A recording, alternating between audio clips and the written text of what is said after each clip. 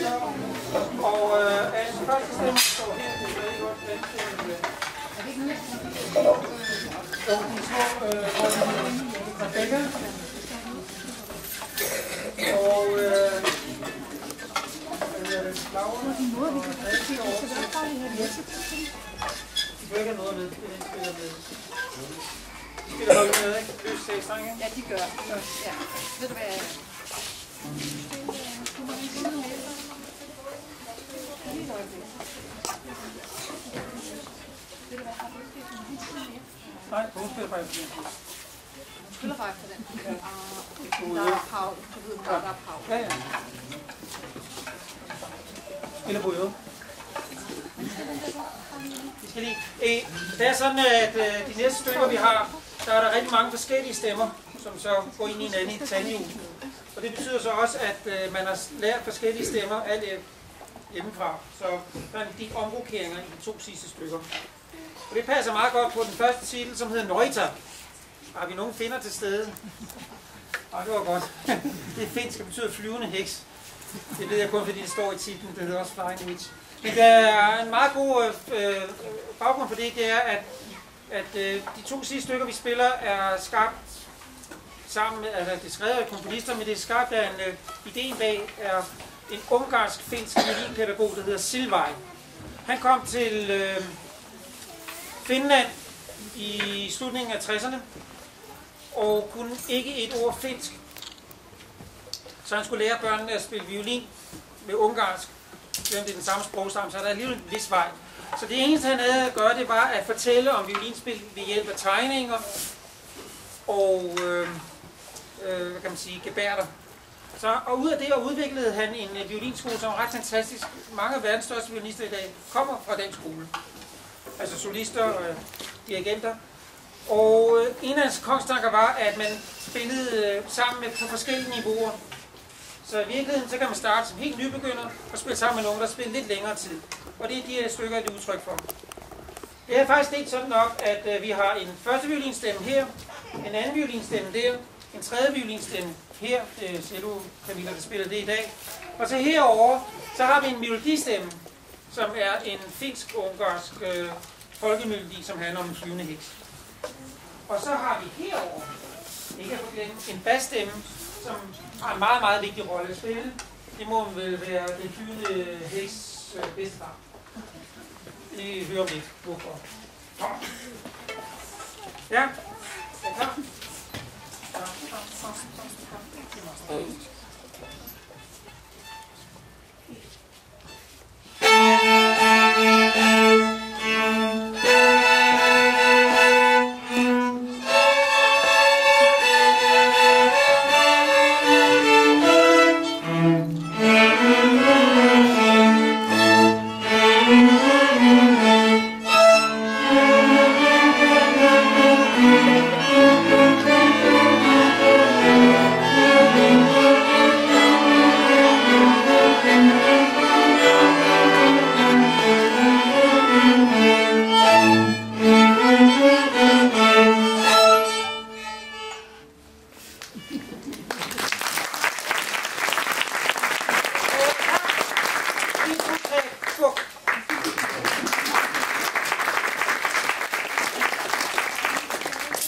Så skal vi høre om en lille kattekilling. Det hedder Pinin Goddabrøjka.